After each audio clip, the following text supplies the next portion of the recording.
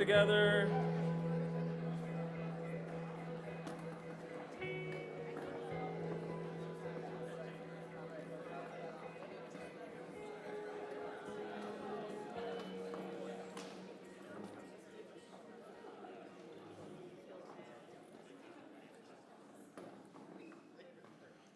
Now, so many of you have been emailing in and asking me to explain the evolutionary history of the Homo sapiens species, so I thought I would go ahead and do that for you this morning. Sounds good?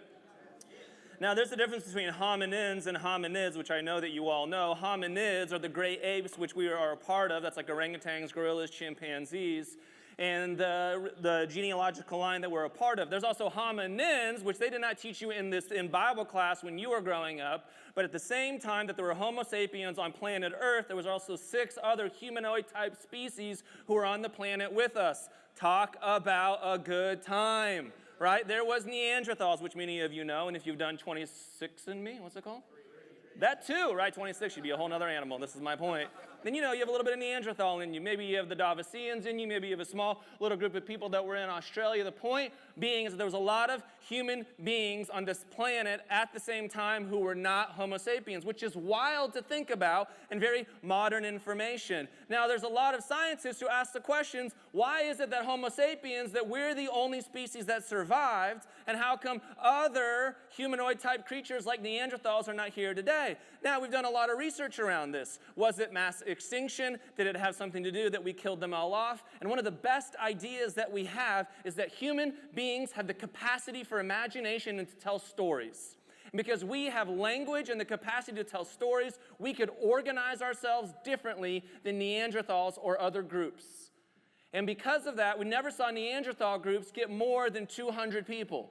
But with Homo sapiens, we have the ability through storytelling to organize ourselves in hundreds, thousands, millions, and billions of people if we buy into an idea or if we buy into a story. I know you're all so excited for this on a Sunday morning. The point of it is this, that as Homo sapiens, the consciousness that we have, there is something about us that loves the capacity to tell stories. And it is stories that shape us. The big idea today is that we are all the byproducts of the stories that we tell ourselves. We are the byproducts of the stories that we tell ourselves. There is a story out there that we agree to in some way, shape, or form. We are all agreeing to the story of capitalism, whether you like it or not. Whether you are Buddhist or Jewish or Christian or Muslim or agnostic, you are buying into the story of capitalism because unfortunately you cannot pay your rent with hugs yet. And so unless we're going to start trading seashells, we agree that this money means something and it's an imaginary tale that we've agreed to so that it works. And so the thing that we ask ourselves is, what are the other stories that we're telling ourselves, and what is the byproduct of those stories? And how can we reimagine those stories? And what I'm most interested in is the way that Jesus told stories. That Jesus is inviting us to a place to change our mind about who God is. I use this quote in here all the time. I'm going to use it 1,000 more times from Richard Rohr, that Jesus did not come so that you would change, so that God would change God's mind about you. Jesus came so that you would change your mind about God. And so if we're going to talk about stories, we're going to talk about some things. We already talked about hominids and hominins, which I know that you're all going to research later. You're welcome. If we can do that, then we're going to talk about some limiting voices. If we can understand limiting voices, then dukkha and sukha, my friends. And if we can talk about dukkha and sukha, then we can talk about this idea of being worthy. And if we can talk about what it means to be worthy, then we can talk about wanting what you already have. And if we can do that, then we'll talk about the great Howard Thurman, who was the theologian who inspired Dr. King. And if we can talk about Howard Thurman, well then, of course, Kobe Bryant on a Sunday morning. Follow along with me in Luke chapter 15. Jesus shares this story. Jesus continued on because he had just told some stories about finding a lost coin and finding a lost sheep. And Jesus is in the middle of his ministry telling stories about who God is. And Jesus goes on with this. It says, there was a man who had 2 sons, and the younger one said to his father, Father, give me my share of the estate. So he divided his property between them. And not long after that, the younger son got together all he had, set off for a distant country, and there squandered his wealth in wild living. After he had spent everything, there was a severe famine in that whole country, and he began to be in need. So he went and hired himself out to a citizen of that country, who sent him to his field to feed pigs. And he longed to fill his stomach with the pods that the pigs were eating, but no one gave him anything. And when he came to his senses, he said, how many of my father's hired servants have food to spare, and here I am starving to death? I will set out and go back to my father and say to him, Father, I have sinned against heaven and against you, and I am no longer worthy to be called your child. Make me like one of your hired servants. So he got up and went to his father. But while he was still a long way off, his father saw him and was filled with compassion for him. And he ran to his son, threw his arms around him, and kissed him. And the son said to him, Father, I have sinned against heaven and against you, and I am no longer worthy to be called your child. But the father said to his servants, quick, bring the best robe and put it on him. Put a ring on his finger and sandals on his feet. Bring the fattened calf. Let's have some carne asada and medello and kill it. And let's have a feast and celebrate. For this son of mine was dead and is alive again. He was lost and is found. So they began to celebrate. But meanwhile, the older son was in the field, and when he came near the house, he heard music and dancing. So he called one of the servants and asked him what was going on. Your brother has come, he replied, and your father has killed the fattened calf because he has him back safe and sound. And the older brother became angry and refused to go in. So his father went out and pleaded with him. But he answered his father, look, all these years I've been slaving for you and never disobeyed your orders. Yet you never gave me even a young goat so I could celebrate with my friends. But when this son of yours, who has squandered your property with prostitutes, comes home, you kill the fattened calf for him. My son, the father said, you are always with me, and everything I have is yours. But we had to celebrate and be glad because this brother of yours was dead and is alive again. He was lost, and now he is found. What I love about the stories is that they're stories within the stories, that each character is telling themselves a story about who they are. That there's limiting voices in each of the characters because there's limiting voices in each of our lives. Narratives that we tell ourselves, and that we can be so certain about the narratives that we tell ourselves that we begin to take action because of the stories that are in our mind. For the younger son, it was this reality that something must have been going on because in the ancient Jewish culture that if you were a son and you asked your father for your inheritance, it was the same thing as saying to your parent, I wish you were dead. So there's a narrative going on that somewhere out there, the grass is greener, there's something better for me. If only I could have that, then I could be happy because the things in my life aren't currently working for me. Have any of you been there? There was a limiting voice that if only I could control my outcomes, if only I could control my future, if only I didn't have to live under this person's narrative, then I could live the life that I want to live. And then there's the older son. There's this story of, you've never fully seen me. You've never fully celebrated me. I've done all of the right things. I'm trying to live in perfection. Why can't you see me for who I am? Have you been there? And then there's a narrative that I think lives in all of us. The narrative that things are going wrong, narratives that we have with ourselves, narratives that we have with other people, narratives I think that we often have with God of, I'm not worthy. I did all of these things over here, and so now I have to write the script, and if I can say it in just the right way, then maybe I can begin to love myself. Maybe if I can just say it in the right way, then maybe God will love me, and we prep ourselves, and we get all ready, and this is the last time. I'm never going to do that thing again. I'm never going to hit rock bottom. That's not going to be me. I'm going to change this time. Seriously, this is the last time. I can't go back to that. No, I'm finally standing up for myself, whatever the version may be, but you just don't feel worthy. Maybe you feel bad. Maybe you feel shame. Maybe you feel guilt. And the beautiful part of the story that Jesus offers us is that the son prepares the script and runs to the father and has all the things to say. And Father, I'm not worthy to be your child and all the stuff. And the father just doesn't even respond to any of that stuff. All that the father responds to is this reality that I'm just here to celebrate you. You have been running wild with these limited narratives and stories in your head, but what if God has a bigger story for you the entire time? What if you've limited yourself in what you can do and who you can be and the life that you can live, and you have all the scripts written out of why it's going this way, and what if God's saying, no, what if I just have a bigger vision for the whole thing in the first place? And if you could see yourself as I see you, maybe your life would look different. I think that's what Jesus invites us into. I think limiting voices are real. I think all of us limit ourselves with some story in some way, shape, or form. I'll list off just about 100 of them for you real quick of my own life. How many of you live in financial insecurity? Man, I don't think I can make it here. Man, I don't think I have enough. Man, if only I had that job. If I had just a little bit more money. Man, Los Angeles is tough. What if we went back from where we came from? God, this is so scary.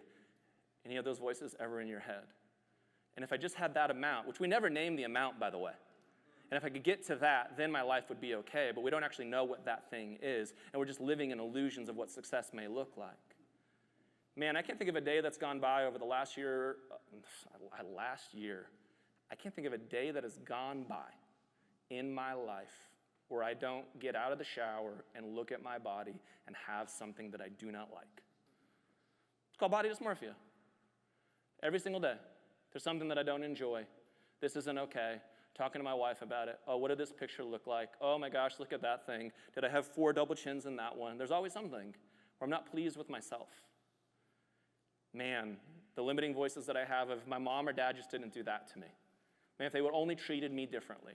If it wasn't for my family of origin, I would be so much further right now. If it wasn't because of their decisions and their choices, this is where my life could be.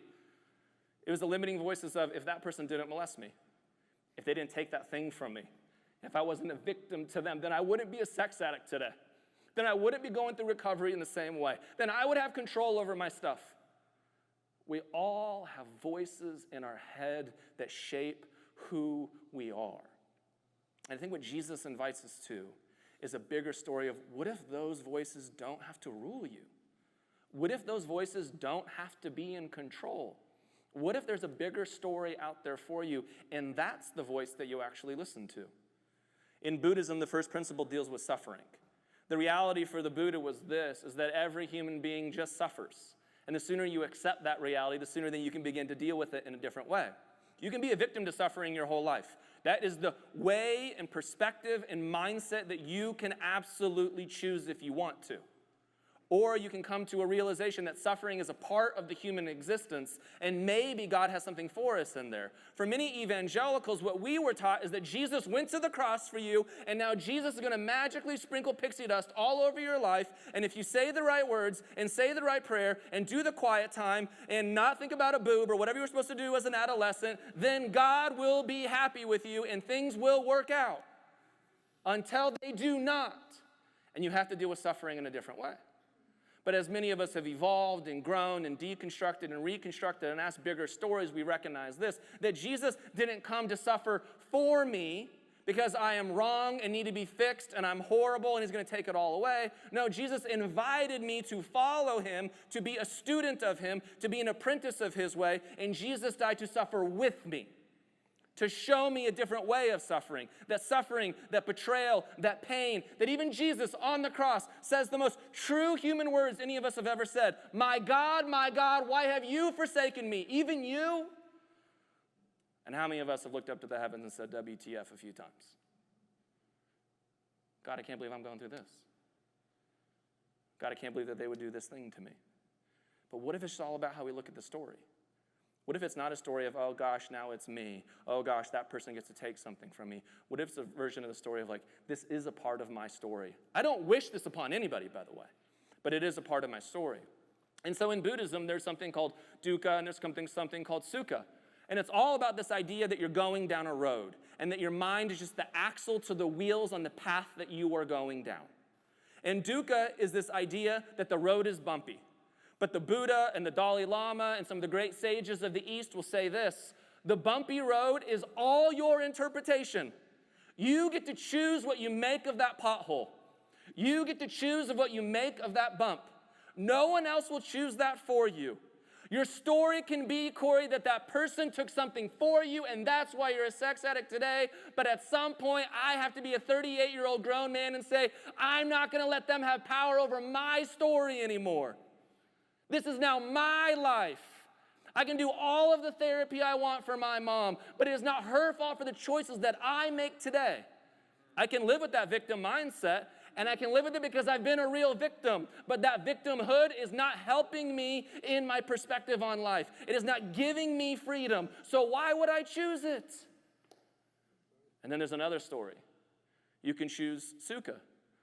I could go over that same speed bump and say, man, there's just bumps in the road. And sukha just means it's a smooth path. I choose to determine what the smooth path is. If I think that smoothness means perfection, you are constantly going to be disappointed. If you think smoothness means nothing goes wrong, then you have a story of humanity that will not work out for you. What I love about the honesty of this story is that Jesus is saying, sometimes you're just there. Sometimes you just have the fuckets. And you're like, give me the inheritance, and I want to go do some wild living. And the story is not, and God was so ashamed and so mad that you had those things, and you made all of these bad decisions, and now your life will never be the same. You know what the father did? Take your inheritance, and tell me how it works out for you. And then when you came back, the father just wants to celebrate you. This is not saying that there's not consequences. There are, of course, consequences to our choices in life. But it is saying that consequences and suffering and difficulty are just baked into the narrative.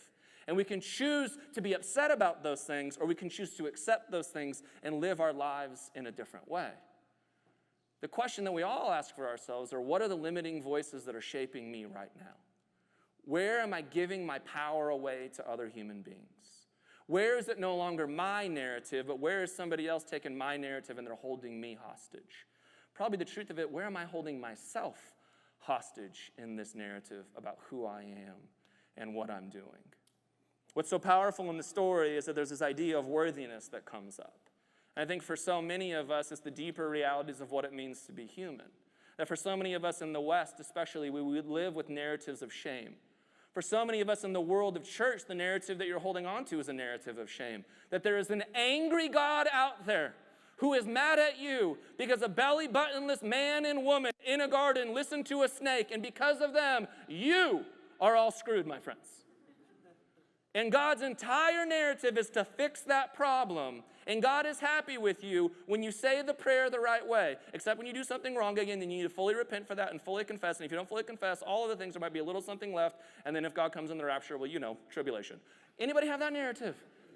Talk about a good time. We have all of these narratives of God that we need to unwind.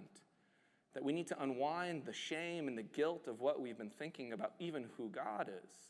And when we can recognize that our story starts really when we can let go of are we unworthy, and when we can begin to realize that all of the stories that Jesus is telling is trying to remind you that you've been worthy the whole time. That's your starting place. So many of us will spend years in therapy uncovering all of the stuff that makes us unworthy, and it's worthwhile to do that. But eventually you need to move to a place to say, I can no longer let these narratives rule me. I need to live from a place that I am good, that I am made in the image of God, and that I'm worthy exactly where I'm at and exactly for who I am and exactly what's going on in my life. That doesn't mean there's not mistakes. That doesn't mean there's not failures. That doesn't mean there's not a bunch of other things. But I'm just here today. And what if God accepts your reality of where you are at today? What if God celebrates exactly where you're at today? And how do you know that? You're here. That's the proof in the pudding. And so God invites us into a story where we're reminded that we're worthy. And think about all of the stories of Jesus. Oh, there's a man with thousands of demons in him, and no one wants to go near him. And Jesus literally breaks those chains, right? Jesus literally casts out all those demons. He goes to a person that thinks that they're unworthy and reminds them that they're worthy. For all of the systematic issues in the world, Jesus has tons of stories about people in Samaria. The other group of people, those people, them, they, we all have a language for that somewhere in our life. And Jesus says, even they are worthy. And I'm not just going to tell you about that. I'm going to go take you to spend times in Samaria. Oh, it's a morality thing that you have going on. It's an ethics thing that you have going on. Even the woman caught in the act of adultery, I will remind her that she is worthy. That the starting point of this story is that you are good. That you are worthy. That you are accepted for exactly who you are and where you are in this moment. And that when you can begin that journey, then you can go do the deeper work. In the early church, we talked about this a lot of times in here, there was a process called theosis. And theosis was simply this reality that you are already made in the image of God and that you are already good. But the work of following Jesus is exactly that. That as you follow Jesus, you will move into the likeness of God. There's always areas for us to grow, to mature, to become more whole and more integrated. And that's the thing that Jesus invites us into. Even this story is that once we begin to accept the reality that we're celebrated, now we can go do some work in a different way. So I just want to introduce a couple things maybe that it can work their way into your stories that may provide perspective for you. The first that I always love to come to is simply gratitude. Can you thank God for the things that you have in your life right now? You will want what you have. No, you will have what you want. No, I'm already messed up my own quote. We're going to get there. You will want what you have, and you have what you want. Is that it? Man, this is my sponsor speaking in my life right now, and I need my sponsor in my life right now. You'll have what you want when you want what you have. There you go. Man, that is so good. Talk about, this is, if for anyone listening and they're like, man, how do you kill a sermon midway through? This is exactly how you do it. You don't know your own quotes. The reality of it is this, though, is that when we begin to have what we want, we'll want what we have. And that's where I'm at in my life. I think that's where so many of us are. Is can I be grateful for the things that are actually present in front of me? Or am I always going to be looking out there that the grass is greener on the other side, and that's the thing that's going to fix me, and that's the thing that's going to satisfy, and that's the thing that's going to make me happy? Or can I simply practice gratitude? After you've worked your way of practicing gratitude and thanking God for the things that are in front of you every single time, then maybe you can begin to expand and ask some different questions about, are these things working for you? That might be different. But begin with a place of gratitude in your life. Something else that I think about a lot is, how do we have boundaries? That boundaries are indeed healthy for us. That not every narrative that people are giving you out there is actually working for your life. That many of you have been given narratives that you need to say no thank you to. That you need to politely not allow those people into your life to speak into your life whenever you want. And we're all the products of social media, so there are thousands of people offering us narratives in our life all of the time, and we're not even asking the questions of, does this narrative work for me? We are inundated with content and information. There are people in your life, there are pastors in your life, there are leaders in your life who are telling something about you. And one of the things that I'm so proud of New Abbey is this: we do not want you to come here so that I can be your new authority. I am not your new Bible answer man. I do not have all of the answers for your life. I want you to come here so that you can learn that God's authority is already in you, and it is your job to go discover that. It is your job to be empowered. It is your job to take ownership for your life. I do not pretend that I'm going to have a sermon that works for every single one of you, which is why we always end with a question so that you can ask, how does this apply to me? How can I take this with me? What's something new I can remind myself of today? I don't want to tell you stories about my life. I want you to think about your life. That's the thing that we're interested in here. We're trying to tell as many bigger, broader stories as possible so that we can engage with our humanity in a different way. The great theologian Howard Thurman tells the story about his grandmother who grew up in slavery. And when she grew up in slavery in the South, that she lived on a plantation where the master would not even allow the preachers to come and tell them the gospel in any way, because he didn't want the slaves to be empowered. And the few times that the master would allow a preacher to come, the preacher would always read from the Apostle Paul and tell the slaves to be thankful that they were slaves and to honor their masters. And this woman in slavery would tell herself, if there is a day that I become free, I will never read the Apostle Paul again. And there was a day that she became free. And Howard Thurman was her grandson. And she was illiterate and never learned to read. And Howard Thurman would tell stories about showing up to his grandmother's house. And she would say to me, read from the Psalms for me, Howard. Read Proverbs for me, Howard. Read the gospel of Jesus for me, Howard. But you never read me the Apostle Paul. That if it's not working for you, even in the scripture, you don't have to read it. If the context doesn't make sense for you, you can let that thing go right now. Trust that God will be okay with that. That's a sensational thing for some pastors to say in a church, but it's true. And how do I know that? Jesus talked this way. Jesus was always saying to people, you have heard it said. You've heard the preacher say, the scripture say, the Pharisees say, the Sadducees say. You've heard the Hillsong sung. You heard him say it. But I say unto you. And so if it doesn't work for you, you can let the thing go. That doesn't mean there won't be a day that you can pick it up again. That doesn't mean that you might understand it in a different way. But there might be trauma and pain in your life in which you cannot touch that thing, and that is good for you. You don't have to go to Thanksgiving dinners anymore if you don't want to. As my mentor told me for so long, I don't even want to hang out with these people on a Tuesday, so why am I giving them Thanksgiving and Christmas? It's a good point. I want to be with the people who I love and who I celebrate and celebrate me, and I'm going to work the other stuff out with the other stuff. But I'm going to choose people in my life that remind me of the stories that are most true about who I am, and because I'm a good human being, I'm going to be with human beings who I remind them about the true stories of who they are. And if they don't fit into that, totally okay. God bless and Godspeed. It is not your job to control it. So if we can pick up some gratitude, and if we can pick up some boundaries, I also think that we have the ability to pick up some new habits. That for many of us, the first habit starts with exactly where we began. That can you be reminded that you are worthy and that you are good? There's a bunch of work to even get you to that starting line. There's a bunch of work to even deal with all that's going on there. But now, how do you introduce new things? How do you begin to change the language of who you are so that you can begin to change some actions, so that you can begin to change some habits? Now, when we talk about habits, it's really difficult. When I do coaching, I tell people this. If you want to change a habit so you're completely transformed from who you are today to a 100% transformation in a year, that means you got 52 weeks in the year, and that means you need to make a 1.87% change per week. Sounds a little bit more doable all of a sudden. Now, when you're thinking about what these things are, you might say to yourself, well, I just want to run a marathon in a year. Great, well, today you're not going to go run 26 miles. You're going to go divide that thing up and say, today for the first week to hit my 1.87% of change that I want to make, I'm going to walk 2 times for a half a mile. That habits take a while to change. That if the narrative that I have inside of me is that I am this way because of my mother, or I am this way because of so-and-so, then I begin to change a habit today that says, what if today I just try to catch myself one time this week living into that victim language? What if I just make one habit this week that changes my economic situation? What if I just make one language change in me this week that changes that narrative that is no longer serving me? That what I love about Jesus is that Jesus is not trying to do magic.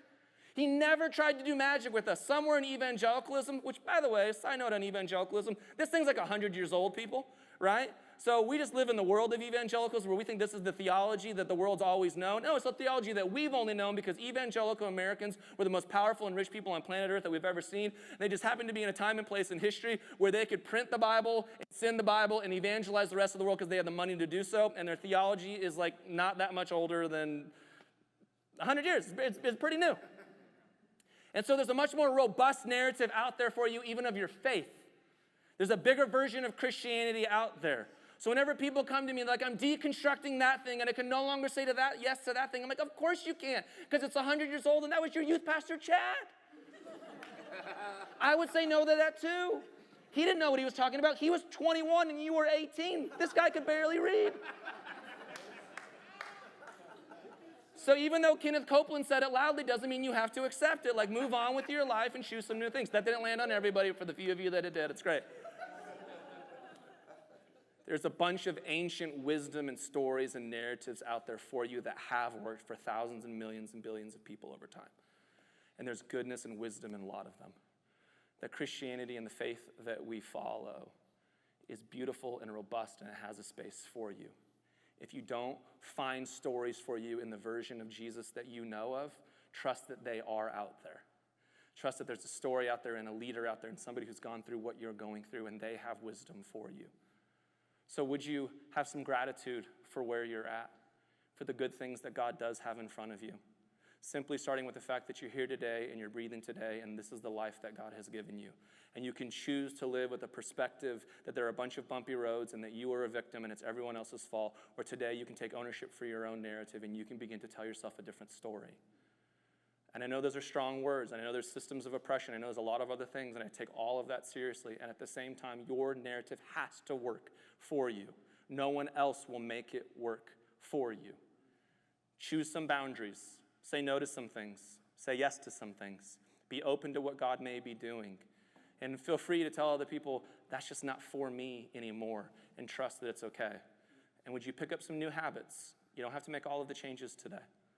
But would you begin at a starting line that you're already good and that you're already worthy and that you're already made in the image of God, and God has different things for you, but only you can choose that.